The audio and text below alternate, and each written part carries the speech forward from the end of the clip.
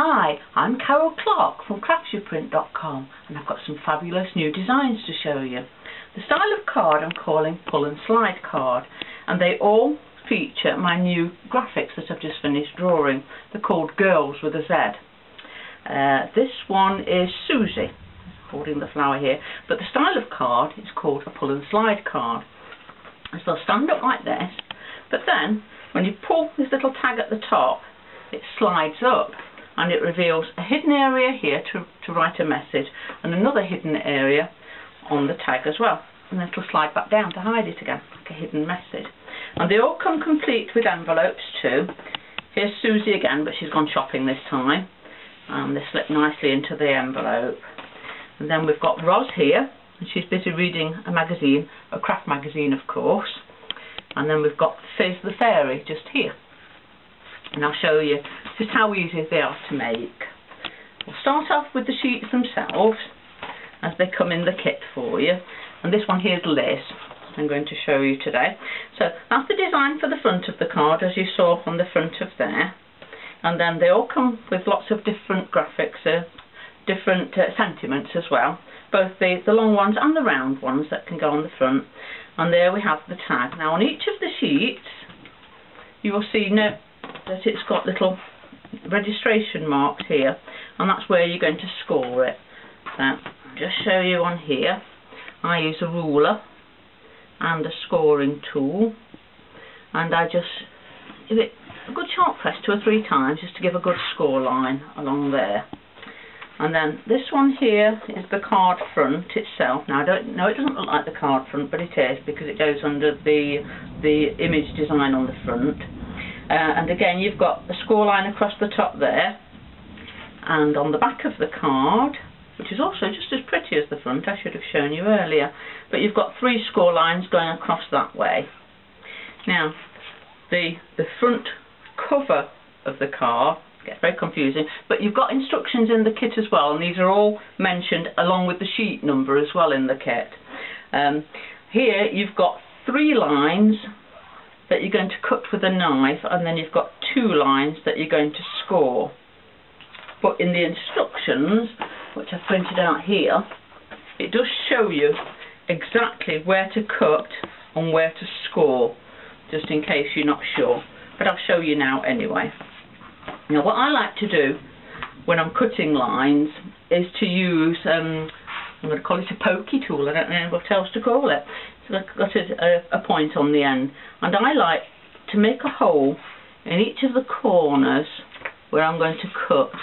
This helps my knife to locate the edges, and you can feel it when you're busy cutting. Just make sure when you're doing this that you've got your fingers out the way. You don't want holes in your fingers. Then if you take a knife and a steel edge ruler, better off doing it this side I think, and if you line it up, and you can feel the tip of your knife hit that hole there, and as you cut along, especially if you hold the ruler straight, you can feel the hole at the other corner. And I'll quickly do it for the other 2 sides as well. Now this can of course be done after you've cut the front out, it doesn't have to be done before. But I wanted to show you exactly how to do it. Now what you've done is you've cut a little flap there. Now between those 2 lines that you've cut, you'll see a tiny little dotted line in the middle there, and another one at the top. And they're the lines that need scoring.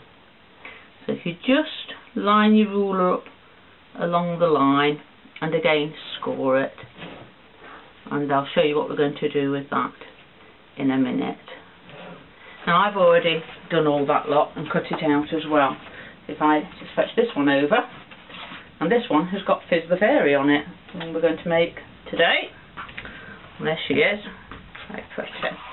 And we're going to start, I think we'll start with the back of the card. Now the 3 lines that you scored are down here.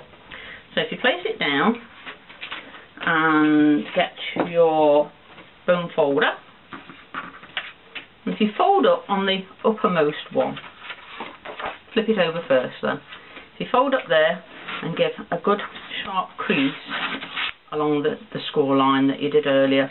And if you fold back on the next one, and again do exactly the same, and then you've got one titchy witchy little tiny one which is going to be the glue flap, like that.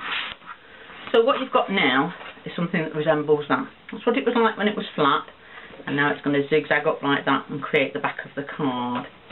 The next thing we're going to need is the front of the card, and again you've got a score line at the top, and I don't cut this out just yet because it's easier once you've folded the flap over and then crease it again. Now if you take your scissors and do it from the front, you can get in and you can cut both sides of the circle excuse me, at the same time. So we'll get this one cut out now. Probably best if you take a little bit more time than I'm taking. So there, we've got it cut like that. Now then, this piece that we'd got here earlier, if you place that down on your cutting mat, and this is, and with its flap, it's going to join those two half circles together. Now it's up to you what you use. It can be glue, it can be double-sided tape, or I've got my sticky tape putter-on-a thingy here. That's my official term for it. And I'm going to line them up against each other. And this, after much experimentation, I found is the easiest way to do it.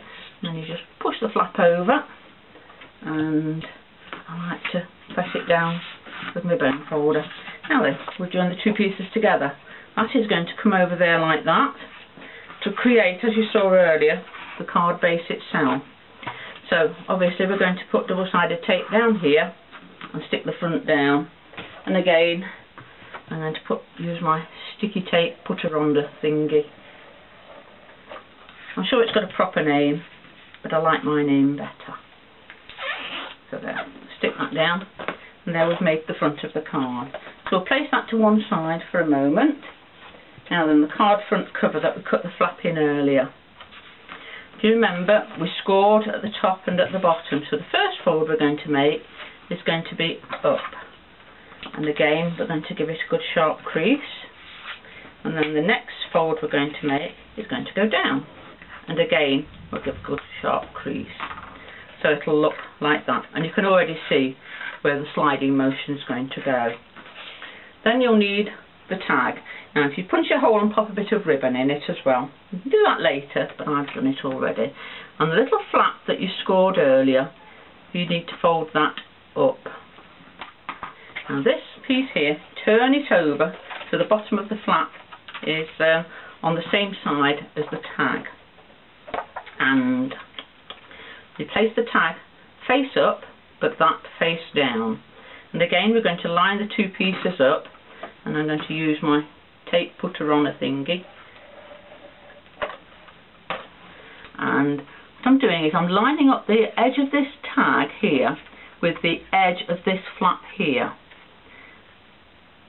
and they should just about match. And now if you press it down, it will stick down, and you can lift this up and over so that when you're pulling up, that will now pull the base, the flap on the front of the card. Now then, when it's still this way up with your flap down there like that, I like to take a pencil and just mark either side of there, and again if you just pull it down a little bit, mark the centre as well. Now, this bit is optional, but I find it really does help with it. Just cut yourself a strip of paper. I'm using pink here so you'll be able to see it. I hope it was the only colour I could find, but you can use white, it doesn't matter what it is, and just very loosely fold it around your tag. You don't want it tight, and cut it so that you've got some overlap on it. There. And then what we're going to do is stick it to itself. You're not sticking it to the tab, we're sticking it to itself, there, like that. So it's totally free from the tag at the moment. And again I'm going to mark in the middle of it that I know where the centre is, and then I'm going to slip it off like that. Open your tag up and pop a little bit of double-sided tape or whatever you want to use in the centre of it. Should be on the other side, of course, because now I can't see my mark, but never mind, we've got the outside marks. Now I'm going to place it below the half circle but above the top fold. This piece will not be seen in the finished card. What it does is it allows you to have a channel for the tag to run up through. It just keeps it in line and makes it a lot easier to run. And then what we're going to do is thread the tag up and through that. You can already see that that's going to hold your tag in place, just to make it a lot quicker and easier to open the slider.